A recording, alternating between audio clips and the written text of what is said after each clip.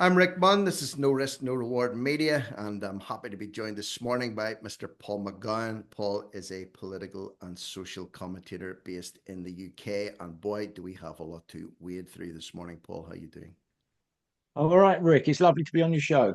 Looking forward Yeah, to it. nice to see you again. And breaking news, I suppose, this morning, and for anybody that's listening in, it's Friday, the 29th of November, 2024. The first casualty in Labour's cabinet, the first resignation here. Louise Haigh quits after fraud offence has been revealed. So this broke yesterday. The story was doing the rounds late last night, and here we have this morning. We see this lady in a big blue coat and a big bright red barnet of hair mincing out of the Parliament buildings. She's quit, apparently, for misleading the police, pleading guilty to a fraud offence a decade ago. How come we're on hearing about this now? Very strange, isn't it? The whole story is very strange. And I can't believe she was stupid enough to switch on a phone that she had reported stolen with modern tech. There's something very, very, very odd about this story. And I think it was just she was trying to do an insurance job. I bet the front she broke the phone screen and she's thinking, God, what am I going to say? I've got my insurance covered. Oh, so I was mugged, and she'll get her insurance. That's what I think it started as.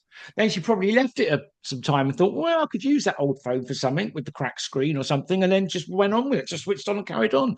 But it's a very strange thing. But if you think about it, it's just a phone, and she's resigned. Might be something other, but we're not being told. Like, who did she say mugged her? There's something more to this. This is obviously being covered up because I look 10-year-old crime with a good. She's got a good case. You can say it's some sort of confusion or something like that or a mistake. Her story's quite, plausible. It's just the fact that she had the phone and then started using it years later. And I just thought enough time went past that she thought, well, I'll get away with this now. And she was surprised to get caught. But to resign transport secretary, it's like that's that's It huge. is huge, and it is the first scalp from this new Labour government that was installed in July, back in July. So the facts are, this is what the facts are, because we can speculate about what may or may not have happened, but this is what happened. So she admitted telling police in 2013. So this is came back out of the woodwork and bit her Yeah. on the bum. This She told police in 2013 she had lost her work mobile phone in a mugging, okay, but later found that it had not been taken. She was given a conditional discharge by magistrates following the incidents which happened before she became an MP. So again, this is very, very legacy. Number one, it's 11 years old. Number two, she got a conditional discharge. And number three, it happened before she even became an MP. So this is Starmer's first resignation from the cabinet. And the 37-year-old said her appointment as the youngest ever female cabinet member remains one of the proudest achievements of my life. So she's very proud to have been put in as the youngest ever female cabinet minister. But here we are 4 months later, she's had to quit for misleading the police and maybe telling Porky Pies about some mobile phone theft that did or didn't happen back in 2013. Yeah. Well, I would love to be able to read her statement about the mugging and who she said mugged her. I think that is going to be very telling, but they're not going to show us it.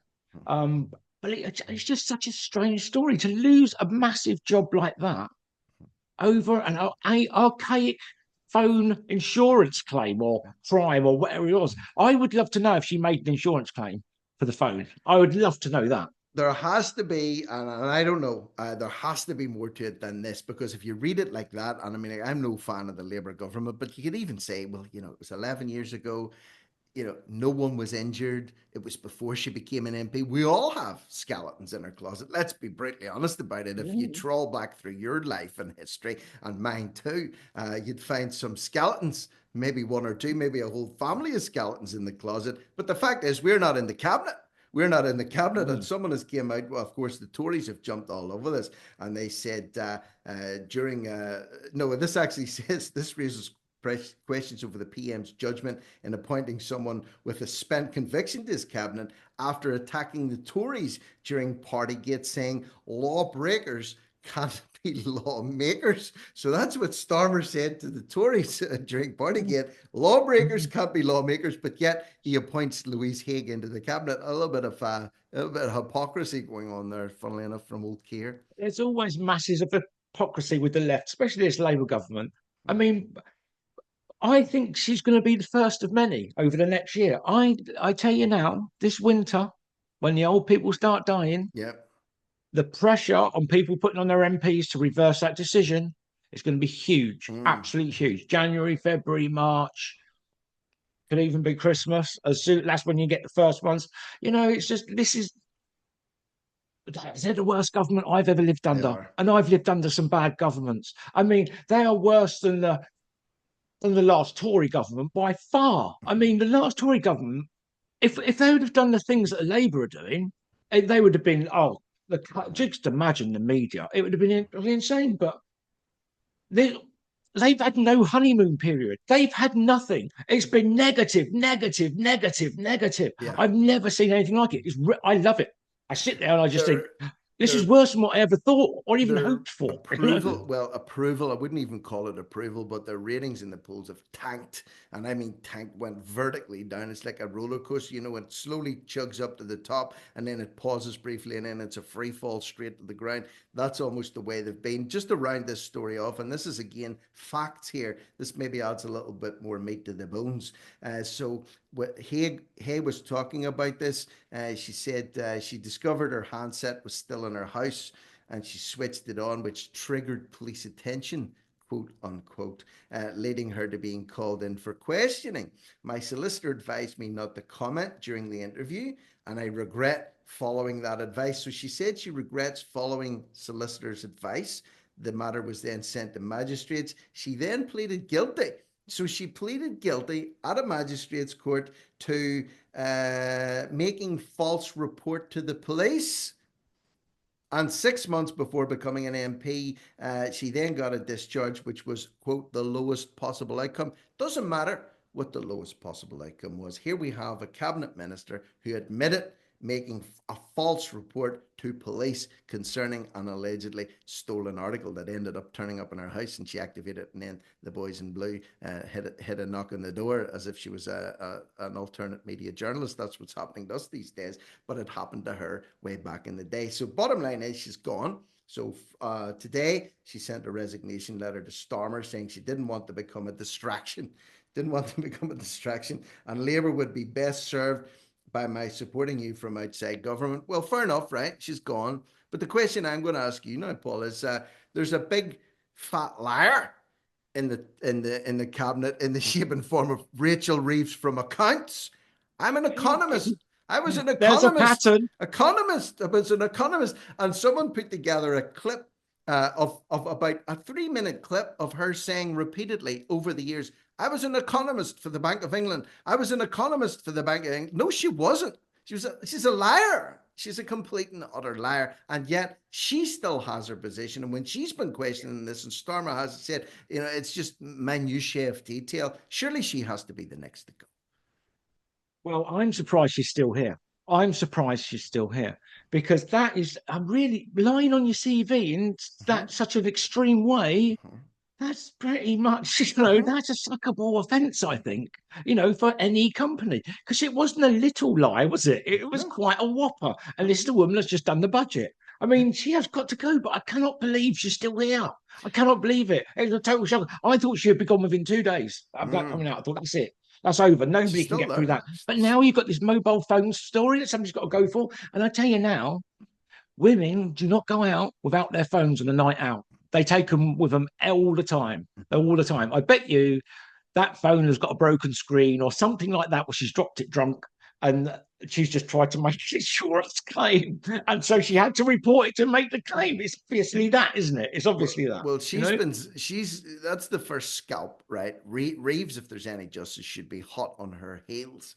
And, I'm thinking around the rest of the cabinet. I wonder what else is lurking in the shadows there. And I'm sure you remember in the summertime, After the elections had happened, Labour claimed it was a very intense period. They were all out campaigning, and there was this footage that appeared of Angela Rayner, also known as Angela Raver, at some nightclub in Ibiza, raving it up, letting her For it. hair down, jumping around. Now, I'm not saying, I'm not making any accusations here, but usually when you go to Ibiza for 2 week Yeah. benders and you're at a nightclub and you're like this, okay, I would have thought if there was maybe a blood test done on Angela Rayner or some kind of testing done, something might have came up in the testing. Maybe I'm just saying, hypothesizing here. Who knows? It could be a cabinet full of junkies. I don't know. I tell you what, I'd love an Angela Rayner drug story. I would absolutely love it because it's I all right. Labour are terrible, and nobody agrees with what they're doing. But everyone's finding it so entertaining. I mean, do you realise I've got lots of friends in America in my groups and all over the world they come from in different places. British Labour stories are global because nobody can believe it. It's just absolutely shocking. But I think that's absolutely so entertaining. Absolutely No. so entertaining. So I'm, as much as I hate Labour, I've got to say, bravo for the entertainment. They've been Yeah. absolutely fantastic. And You know, it's got to be like it's there's just, got to I be just sweepstakes being put together in workplaces all over the UK. And right, who's next? Who's going to be next? I'm telling you, it should be. If there's any justice, it should be Rachel Reeves, and then who knows who could follow that. But for now, Louise Haigh is out. Now it's another significant day today, and this could have been something to do with her resignation to take a little bit of focus off something else. So today there's a debate going on, Paul, in the UK, as you well know. What is assisted dying and how could the law change? So this is going to be debated today. Friday, MPs have the first opportunity to debate and vote on a proposed law to legalise assisted dying in England and Wales. And presently, laws throughout the UK prevent people from asking for medical help to die.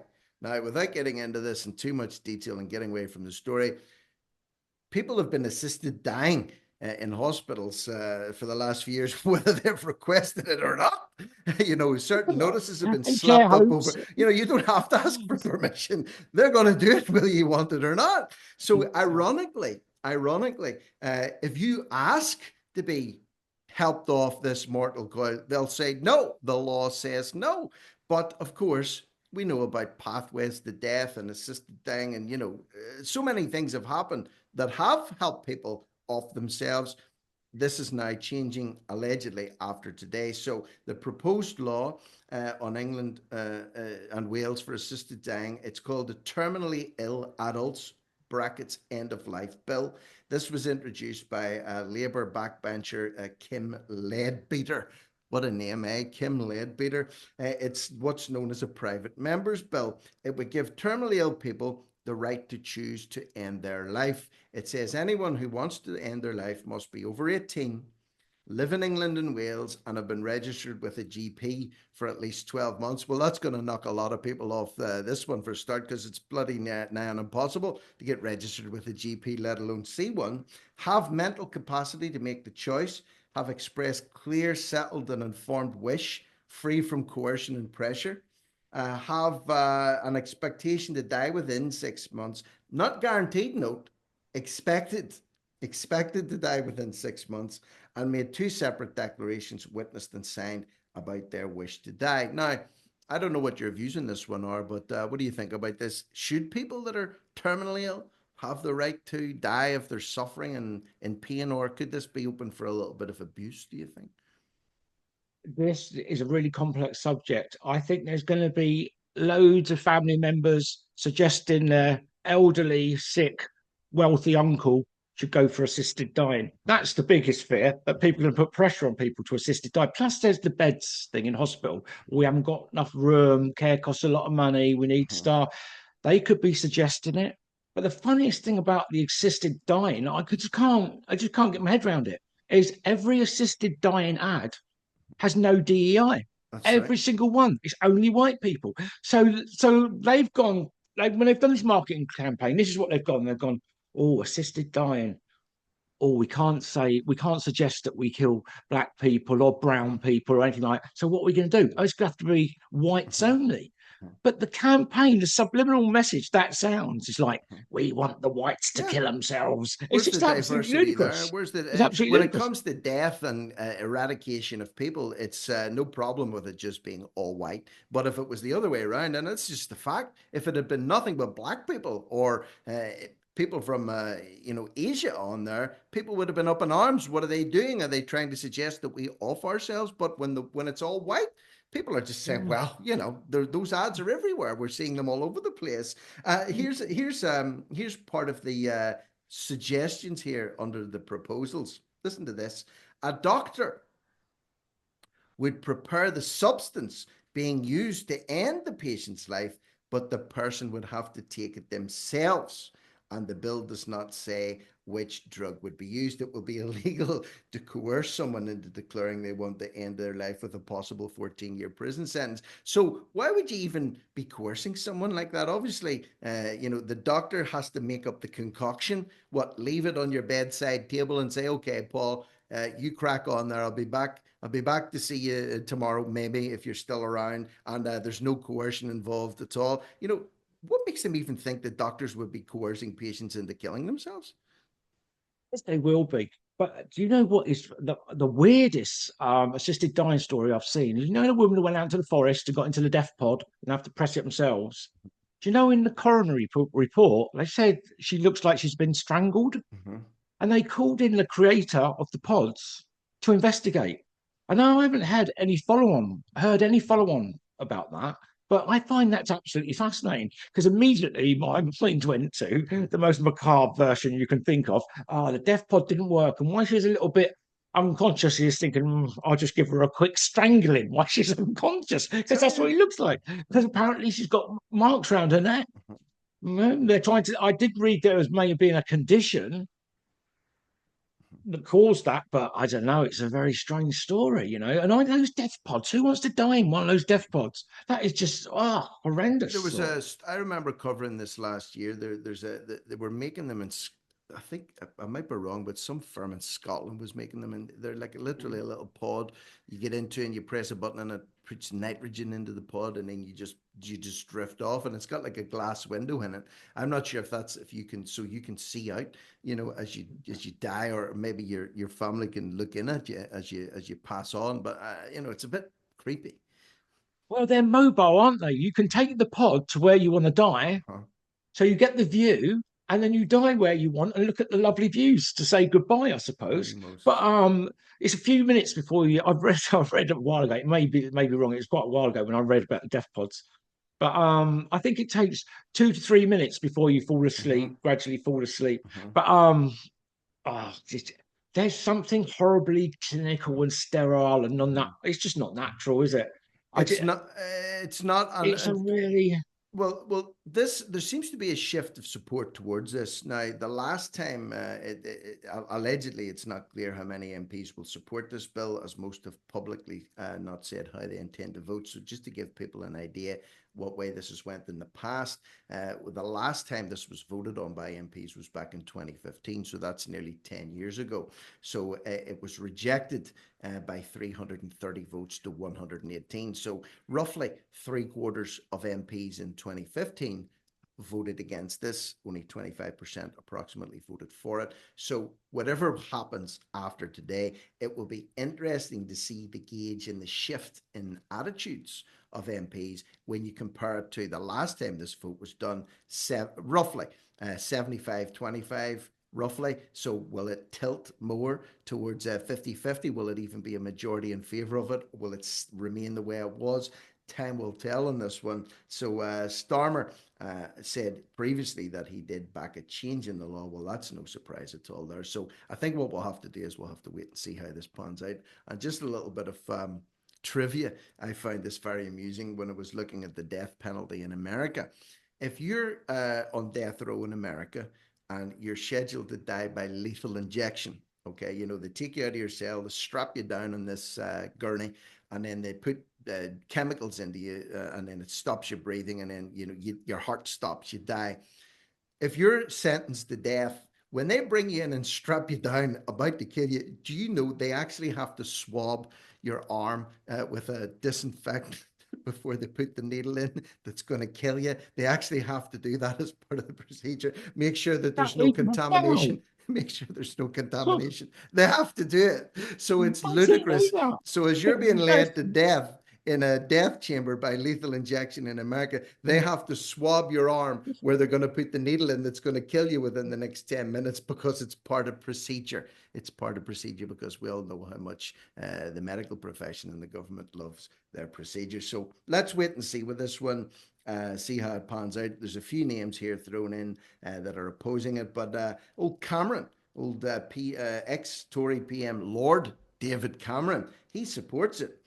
No other former MPs still have a vote, so they can't vote on Friday. So let's see. Let's see what happens with that one. Moving on.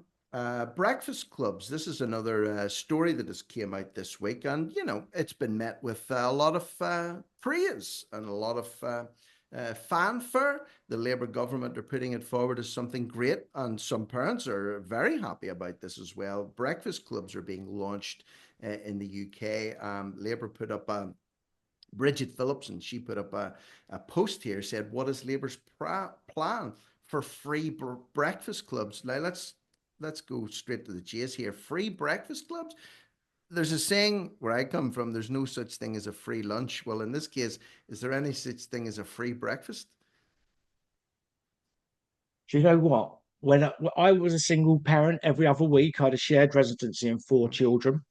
I could never get all the kids to school at the same time, Mm-hmm. ever, because their schools were right across the city. And I either had to be late for work, which I was always late for work that week because I had to do that. But one or maybe two of the children would be late all the time. You get in trouble for that. Mm-hmm. But there's no actual way because they don't open the school gates till 10 minutes before they go in. Mm-hmm. So there's no way you can do anything. Mm-hmm. So this would be great for parents that work and are really busy dropping dropping kids off at school. But I spoke to a district nurse about this only yesterday, say what because I was interested to see what's her call on this. And she goes, it's definitely needed because some of the people I have to go and see, they don't look after their children. They don't, the kids are in a bad state. I mean, I don't. It's bad parental choices, I imagine. But she goes, it's desperately needed. But I cannot believe in 2020, is it 2024? 2024, yeah. I lose track of time. In 2024, we're having to do this because it's just absolutely bizarre. Because to think you don't feed your children or get them, but everyone knows there was always that kid at school that was filthy dirty every day. Yeah. He was like always trying to nick off everyone else's lunches, and that does happen. I think there's a lot of bad parenting out there. I get that. And strangely enough, as you're talking about that, I can remember, and everybody knows that kid or that family at school. Sadly, you could tell the kids, they're coming in dirty, they were coming in hungry, they're coming in with behavioral issues. And I fully support help and support being available there for people, for example, in your position. If you were a single parent or carer at the time, 4 kids, and trying to get to school must have been a nightmare, and then trying to get into work and the stress that you'd have been under and the stress that they'd have been under as you're trying to rush them out. Maybe they're not hungry and maybe they're grouchy. Not a good way to start your day. So by all means, there should be a facility there for people that are getting it tight and maybe need a little bit of assistance. But I think the thing is here, this is being rolled out. Here's how Labour's plan for breakfast clubs will deliver for working families, giving you more flexibility in the morning and your children the best start to their day. In some cases, yes, but this is wide open for abuse because what they're saying is from today, schools can apply to become one of 750 early adopters in the school's government's breakfast club rollout. Clubs will launch from April on the way to being in every primary school in England. So they have a plan to roll this out everywhere. And what I'm thinking is a lot of people could take advantage of this when in reality they just need to put a little bit more effort into, because let's face it, if you've kids and you've had kids and you've been a parent, you know how tough it can be trying to get them out of bed in the morning and get them to go to school and they're crying and getting on and it's stressful. But you got to put a bit of effort in sometimes. Now, granted, it's easier if there's 2 people doing the job than one and you're not running off to work. But there's a lot of people won't be running off to work. And there's a lot of people will have assistants at home, but they're just simply too damn lazy to actually get up and make a breakfast. And you see them, I used to take my daughter to school in the mornings, walk her to school. And when I dropped her off, then I walked to the train station and went to work. You'd see people standing at the school gate in the night night dress and a pair of slippers, smoking a fag on the mobile phone. They weren't going to work anytime soon. They were going straight back home to bed, probably, or to watch Jeremy Kyle. The amount of mothers I've seen drop their children off in the morning in their pajamas and a dressing gown and slippers is unbelievable. And I actually was driving along the street the other day. This is like lunchtime, and there was this woman just walking up the high street in her bedclothes. And that's becoming more and more normal. But this thing about the schools and going in early, there's a whole generation of in 15, 20 years' time, once this starts, they'll be having their children. And now that's the normalization for more government overreach. It's like it's normal to them. They'll think, oh, the government looks after that. The government looks after that. So I think there might be a knock-on effect from this, and it may even backfire in a lot of ways.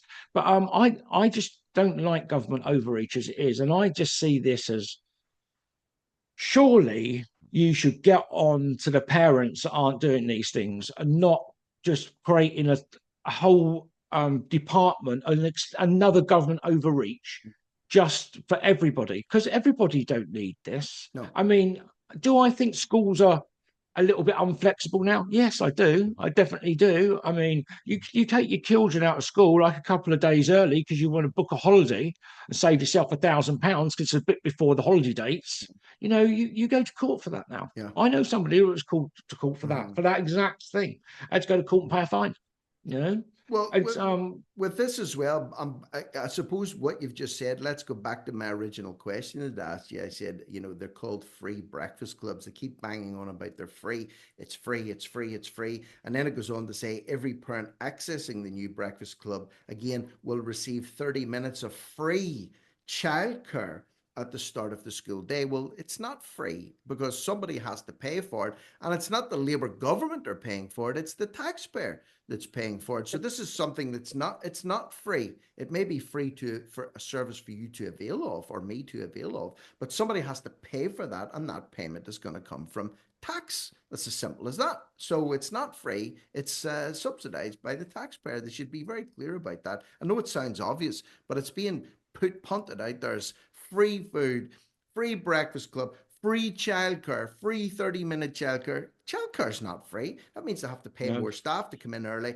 And in fact, it says 30 minutes before the start of the school day, but the staff will have to be in more than 30 minutes because they'll have to get the place ready and maybe an hour in advance. So that's an extra wages bill. And my looking at it is too, and the more sinister aspect is that's 30 minutes a day, 2.5 hours a month or a week, which is 10 hours a month. And in a school year, that's about 100 hours extra. Your kids are going to be in school amongst from age 4 and upwards, or whatever the age that is the start now. And who knows what they're getting exposed to? You're getting enough exposure to crap in the classrooms these days. They get an extra 30 minutes with them in the morning. Who knows? It's not just that. It's like the knock on. They're gonna have to get some sort of catering staff because teachers aren't gonna do it. It's not. That's not what they're there for. So they're gonna bring in some catering staff. They're not gonna have to bring in cleaners to clean it up. These are all extra wages. It's gonna cost a hell of a lot of money, a lot more than what they're claiming. I can guarantee. But it's like that whole free thing has always driven me absolutely insane. Like when people say the NHS is free, it's not free. None of these things they say are free. There's all taxes, and I can guarantee they take more taxes out than what they put in for these schemes. All of them. That's but it's just point, getting a little bit out of control. That's a good point you made too about the cleanup of the mess afterwards, because they're talking about a 30-minute block here. So they say, okay, you get 30 minutes of free childcare. So you've got to have people that are going to come in and cater, I prepare the food. You're going to have people that are there monitoring the children. But they're going to have to be there in advance of that 30 minutes getting everything ready. But they're also going to have to remain 30 minutes afterwards, because they still have to, who's going to clean up the mess? Who's going to do the dishes? Who's going to put the place back in order again? So it's not just 30 minutes. You could be talking about an hour and a half extra every day that's going to be a cost onto that school. And again, if anybody's listening, I'm not railing on this, that there are people out there that I believe this service should be available for. I have no problem with that for reasons that you've rightly outlined there. Maybe some kids are genuinely being neglected. Maybe some parents genuinely are having at their wits' end trying to get the kids in and out of school. But there's a lot of parents out there that just simply need to up their game a little bit and actually act like parents instead of slobbing around in the morning and dossing about and then saying, "Oh, I'll just dump the kids off to school because I'm getting free 30 minutes of childcare. That's an extra 30 minutes I can have back on my bed," or whatever. I'm just saying it's open for abuse. It should be available for the genuinely needy people that need it, but I think it should be regulated and it shouldn't just be a free for all if and when it comes in. Yeah, I think you're 100% right. But it's just an odd scheme. But I have seen schools do this before, but you had to pay for it. The parents had to pay for breakfast club and Yeah. things like that. Burdening the taxpayer with that, especially now after this terrible budget, it just doesn't look good. No. It just doesn't look good. I mean, teachers are already doing things that they shouldn't be doing. I mean, I've had to go up to the school on two occasions before when my children were really young, coming back when my children were when I was literally working at the Eden Project. This is way back then. So this is how early they've been doing it. Teachers telling them about climate change and the end of the world. You know, my daughter Lily come back crying one day. She was only about 7, 6. It was just absolutely stupid. But I think we need to get back to schools how they were. I mean, the structures all fall into pieces with all these extra, because there's after school clubs as well now that have to be paid for. So what's the next step to make after school clubs free? Because Yeah. you have to pay the teachers to stand behind that as well. Mm-hmm. I mean, the schools are not there as a care system. The schools should be there as the education system, and they should just concentrate on educating children. Yeah. Parents, maybe they've got to get their game together. They've got to sort something out. But and they should be pulled up. Those parents, they should be pulled up. You Well, know. whether or not they are not remains to be seen, but this could be the beginning of, okay, you can get 30 minutes at the start of school. Why not an extra 30 minutes at the end of school to take the stress off you then as well and to make sure that they get, something before they get home. They don't get a little pre-dinner snack, or maybe they're not getting who knows? All I'm saying is this could be the beginning of something, and it's more state overreach and more state partnering with parents, partnership parenting with the state. Never a good idea. Never a good idea. And of course, if you link this in a little bit with the last story that I want to cover with you here this morning here, obviously kids, I don't know what they're going to give them in these breakfast clubs. I imagine cereal with a little bit of milk, or maybe porridge with a little bit of milk, or maybe even a little carton of milk, because that's what we got back in the day. I don't know if you got this, but I remember I used to get a little bottle of free milk in the mornings and a Yeah, I little remember. straw in it, and I loved it. It was great, and that was a campaign that was rolled out, to give all kids milk and strengthen your teeth and your bones and all that. So let's assume milk is part of the equation when it comes to the preschool breakfast clubs. A massive story this week in the UK with a humongous backlash. The backlash has been huge for this. So Arla Foods in the UK, they made an announcement just a day or two ago. We have just announced a new project with Morrisons, Tesco, and Aldi UK to trial the use of feed additive Bovaer registered trademark on approximately 30 Arla farms. Imagine that, not just one farm or two. They've got 30 of these farms, and I'm sure they've got more than that. It can reduce emissions from cows by 27%, not 25, not 30, 27%. Maybe reduce farting from cows by 27%. This represents an amazing chance to reduce emissions on a farm. What I want to know is, if you check your local job finder, Paul, if you're stuck for a job, there's a job going in Arla Farms. What do I do? Well, I have to measure the amount of methane coming out of a cow's ass every day and log it and check on it and see if it's went up or down, a fart tester. Do you know any jobs like that? How do they even figure these numbers out to begin with? I just think it's bizarre. It's not just farting; they are concerned about the The burping as burping well. too, yeah. The burping's a big thing. But the main thing that I jumped on this story when I saw it was the fact that Bill Gates has got nothing to do with this. Bill Gates has got nothing to do with this, despite him hanging around number 10 all the early part of this year. But if you actually bother to have a look, right, he's not connected to Arla, but Arla are connected to DSM. And if you go on the Bill and Melinda Gates Foundation, you'll find that DSM is one of their promoted companies. Mhm. Well, they're all part of it. Mhm. So they produced DSM, produced it with Arla, but when you actually look by the labels, it says like have to be fully clothed when you use the feed, Mhm. proper gloves, masks, Mhm. and it says a list of things that it can affect. And it's Mhm. like male genital organs, Mhm. loads of things. It's just nasty chemicals. It's all like glycerine and Mhm. it's just horrible chemicals. They are obsessed with putting chemicals in our food, absolutely obsessed. But on top of this, not just that, Bill Gates got a long-term involvement with these things because he's got another company that's the biggest forest in Mhm. the world, a kelp forest under the sea, Mhm. where he just wants to farm all the kelp under the sea and feed that to animals. I think they mix it in with garlic, and that's about stopping them from farting and burping as well. It's just give them what they're meant to eat. Just let them eat grass. Just let them Yeah. do it. Yeah, just let them It's do just what they've bizarre. always done. Leave the It's damn just cows alone. It's bad enough that at the end of their life, they're probably going to end up in a slaughterhouse somewhere and end up on our plates, let alone the fact that they've been milked every day before that. Just if they want to go out and fart, just leave them to it. It's probably the one enjoyment that they have in life. They get to break wind just wherever they want, as often as they want. But yet, they want to interfere with that one as well. Well, the one thing I would say about this, just in conclusion, it does seem to have had a huge backlash, and I mean a huge backlash to this. So people are talking about campaigns to boycott Morrisons, Tesco's, and Aldi. They can't be sure if the milk that's there anymore. Can they provide now guarantees on the butter that they're selling? What about the meat that they're selling if they're coming from certain farms? Have they been contaminated with this new feed additive that allegedly, potentially, can reduce methane emissions from cows? So people are asking questions, and I suppose, Paul, the one positive that might come out of this is maybe people will be more driven towards supporting their local farmers, supporting local farmers markets if they have access to them. I know not everybody has.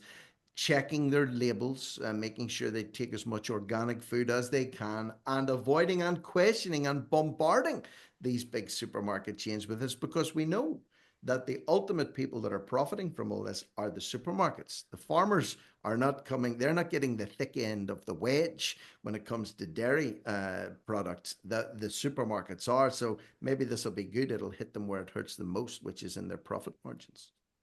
Oh, I think it will. I think people have made themselves heard, haven't they? People just for decades, people have been saying we don't want loads of chemicals in our food. We just want to have normal food the way it should be. Nothing added, nothing taken. I mean, look how many times over the years that products have been withdrawn over a certain, like whether it's aspartame or any of Mm-hmm. these things they add to food, and they've been taken out. And this is just going to be one of them. But why? What the thing that always gets me is why put it in the first place Mm-hmm. when people obviously do not want it? Yeah. Why put it in the first place? Maybe it's just a test to see how what the uptake will be or what the backlash will be. And imagine, because let's face it, look at what people have accepted over the last 4 years that have been thrust upon them, and they've accepted it with no resistance, maybe just a whimper. So now they're being told, well, the milk that you're consuming from certain supermarkets, from certain farms, has this additive in it, this feed additive in it, this chemical additive in it that's allegedly supposed to help the environment. But, research is now being done on this additive, and it's not looking particularly hot.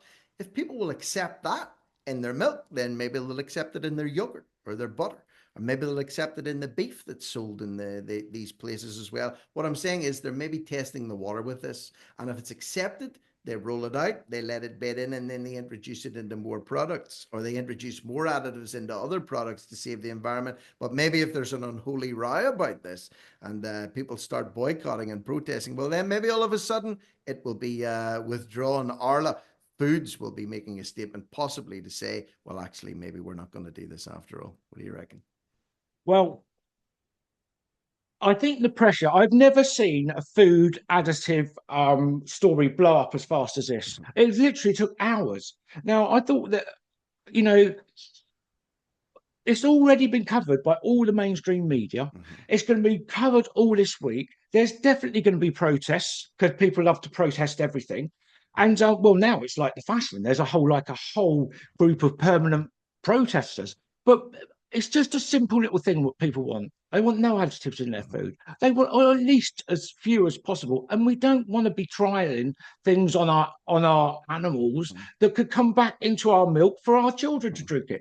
It's just a straightforward thing. No, the people have said no. The people that say yes are just batshit crazy. They're just batshit crazy, Do you know what? because I don't know why you'd want it. I In don't know why summary, you'd want it. and again, maybe we'll find out about this, maybe we won't, but it would be interesting to see who gets the contracts to supply the milk to the breakfast clubs for all these hundreds of thousands of children that'll be getting their free 30 minutes of childcare in the morning. Interesting to see who gets the contracts to supply the milk to those breakfast clubs. And I wonder, will it be part of the big three that are trying this Bovaer additive on their things? I don't know. I'm just saying time will tell. Listen, Paul, we're up to time in this one. It's been an absolute blast talking to you this morning. Just the UK Week in Review. Sometimes you've got to take a little bit of pinch of salt with what you see and what you read, and you have to inject a healthy dose of humor, not Bovaer. Humor, no problem adding humor into your dad, because if you don't laugh, you cry. So, Mr. Paul McGowan, thank you so very much for joining me today. Thank you. And hopefully we will talk again sooner rather than later. That's Paul McGowan. I'm Rick Munn. This is No Risk, No Reward Media, over and out.